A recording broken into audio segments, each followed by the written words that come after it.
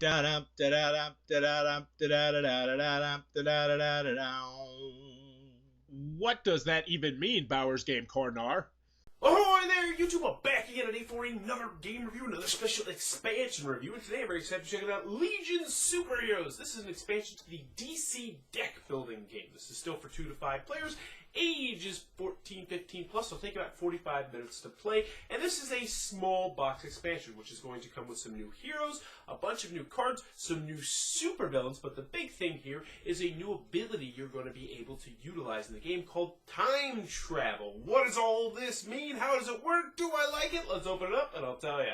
Alright then, we're going to take a look at what you're going to get inside the DC deck building game Legion Superheroes Crossover Pack 3 from Cryptozoic. Yeah, that's a mouthful. First and foremost, we have a handy dandy little cheat card. It's very helpful. It will have you up and running in no time at all. It is a pretty simple concept. I can probably show you how it works right now. And also, it's nice that you can just easily fit this into the original box and it should not be a problem at all.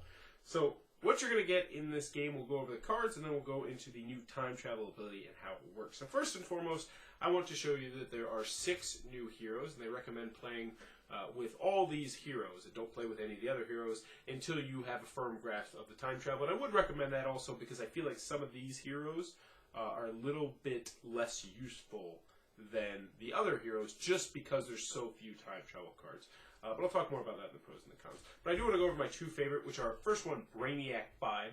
So once during each of your turns, you may discard 2 cards. If you do, put a card with cost 5 or a time travel card with cost 5 or less from your discard pile in your hand. Now I like this one because you can easily mesh this up with other versions, with other superhero cards from other versions of the DC deck builder, because it's still useful to put a card with a cost of 5 into your discard pile. Now granted, that kind of crazily makes it so that you're always trying to purchase things that are 5, which is kind of cool as well, but it fits with his name, Brainiac 5. Next, we have Lightning Lad. During each of your turns, if the first card you play from your hand is a villain, give a card with a cost 4 or less in the lineup time travel this turn. This one is without a doubt my favorite one to do it, because much like with Brainiac 5, you're trying to find cards that cost 5. This one you're like, villains. Really want to do villains, because turning a card into a time travel card that's not supposed to be a time travel card can just completely catch people off guard. It's really cool, and it's a fun ability. Some of them are pretty weak, though, I will admit. 2 of them are pretty much the same, but with like a small tweak. So what is time travel? How time travel works is, as per standard DC deck builder, you're going to have your 5 cards out set up like this. So you just bloop, bloop, bloop, bloop.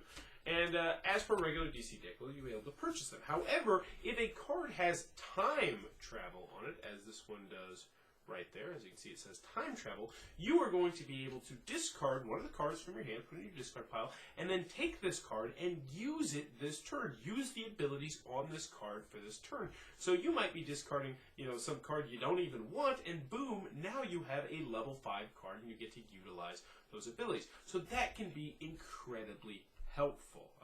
The only catch to this is, if you do that, you cannot turn around and purchase the card, and the card goes back after your turn, so someone else will be able to purchase it or use it. So that is how time travel works, and it's relatively straightforward. So I'm not going to go over all the cards. I believe you get 14 new cards you're going to be able to include in there, but I am going to go over a couple of my favorites and my least favorite. So I'll do my least favorite last. So we got Dawnstorm. She's got the time travel. Each player puts the top card of their deck into their discard pile. You're going to get +1 power for each different card type discarded this way. So I like that one. You can potentially gain up to 4 power and just from discarding one of your cards. Generally, this one is always going to work to your advantage. Next, we have Magnetism. Time travel. You may put any number of equipment with cost 4 or less from your discard pile into your hand. If you choose not to, +2 power. So this one is always guaranteed to get you +2 power, but if you just so happen to have a lot of equipment there, bada boom, you're going to be able to load up on equipment this turn. Very, very useful once again. Next, we have Electricity, the superpower. Draw a card for each card with time travel you have played this turn. Actually, sorry, this was one of the weak ones. I chose 2 weak ones, 2 strong ones. I don't like this one just because there's so few time travel cards. as compared to the regular deck. And that's also my issue with Dream Girl as well. While it sounds like a really cool ability that look at the top 3 cards of the main deck, you may place any time travel cards seen this way and then put them back on top in any order. It seems like a really cool ability, but since there's so few time travel cards, it's really hard to utilize these 2 cards.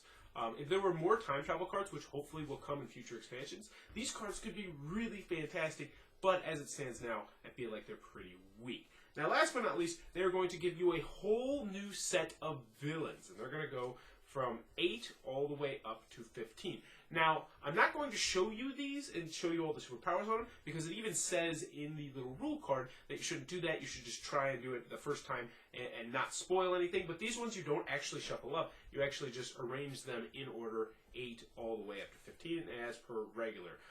It's going to have a blue back, so you know that is the last one. I will show you one, however, so you can get a feel for it. Now, normally you're used to initial attacks where once these guys appear, boom, you're going to get screwed over in some way. Not so much with these ones. None of these guys are going to attack you initially.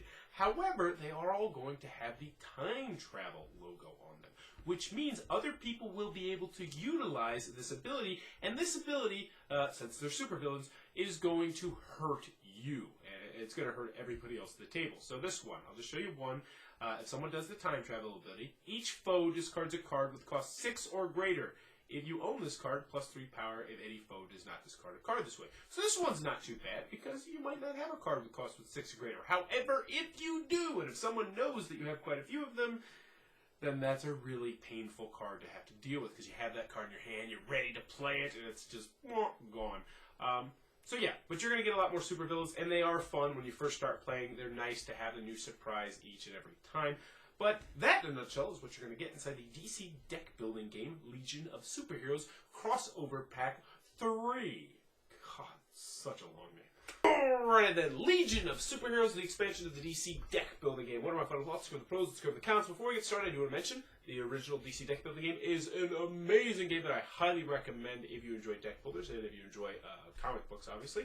And this, I know nothing about the Legion of Superheroes, so don't know anything about that. So pros and cons on this. First and foremost, some people are not going to like the amount of tacking in the time-traveling supervillains, because, man, they are just all about attack. Because with the time travel, you can do the supervillains, and if you do the supervillains most of the time, that's going to attack other people at the table. But it's like, yeah, but it's going to benefit me, it's going to hurt them. Just expect to just get absolutely slapped around all frickin' day. It even says in there, if you're playing 5 players, it's like impossible mode, just because you're going to get attacked so much, and some people are not going to like that. Also, a few of the cards, one of them the one I mentioned that was my least favorite, a few of them rely a little bit too heavily on the time travel cards, especially some of the superheroes.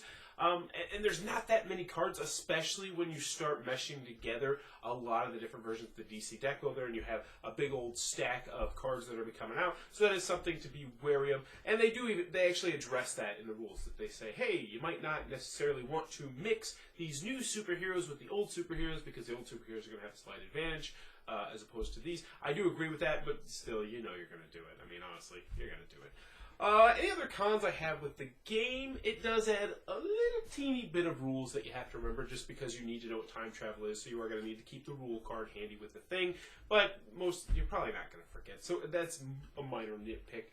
And that's about all I have on the con side. Moving on to the pro sides, I really enjoyed this expansion, and this is a very cool concept to me. Now, I've played a lot of Dominion, I've played a lot of Star Realms, I've played a lot of Trains. I really enjoy deck building games, and the time travel concept is just really cool to me, because most of the time it's a no-brainer. Oh, I got a crappy card in my hand, there's a time travel card out there, I'm going to discard that, and I'm going to use the special ability. Now granted, that means you can't purchase it, but at the same time you're essentially trading your trash for potentially a treasure, and that's really cool, and it actually really changes how you play the game, and I really do enjoy that. I'm not the biggest fan of the supervillains. I like the other supervillains first, where they attack you at first sight. But I will say, that you just don't know what to expect. Like, you're like, come on, man, don't use that special ability. You're just always hoping that the person does not use the super villain special ability when they have one like that, the time travel ability, because it's just like, oh man, it's really gonna hurt me if he does it. Don't do it. Don't do it. And I like that. I do like the added attacking. You know, some people, as I mentioned in the cons, not gonna like that. I personally did. The superheroes are a little bit lame. I will say that. That was something I didn't really mention in the cons. Is that I just, in general, I like the other superhero powers a lot more than I like these ones. They give, like, I feel like the other superhero powers, they give you something to build, to strive for, to especially construct your deck to accomplish a goal at the end of the game. Whereas some of these are just kind of, it's like, oh, discard 2 cards and you get to do this or that. And they're cool, but I like the other superheroes better, but it's still a nice change of pace, and having more options is always a good thing. So overall, this is a no-brainer for me personally. If you enjoy the DC deck building game, then go pick up this expansion. And if you know who the Legion of Superheroes are and you enjoy them, then this is even more of a no-brainer. I don't know who they are, but you know what? I still love the expansion. So, the Legion of Superheroes DC deck building expansion. Wow, that's a mouthful from Cryptozoic. Highly recommended if you like the DC deck building. If you enjoyed this review, please be sure to click on the subscribe button down below and in the comments below. Let me know. Do you know who these guys are? Do they do cool stuff? I busted this out with one of my friends who's a big into the DC comics. He's actually a little bit elitist. He doesn't like Marvel comics. But yeah, he was like, oh my gosh, I can play as this guy in Brainiac 5. And I was like, yeah, cool. Whatever. But do you know these guys? Are they cool? Let me know. And as always, thanks for your time, YouTube.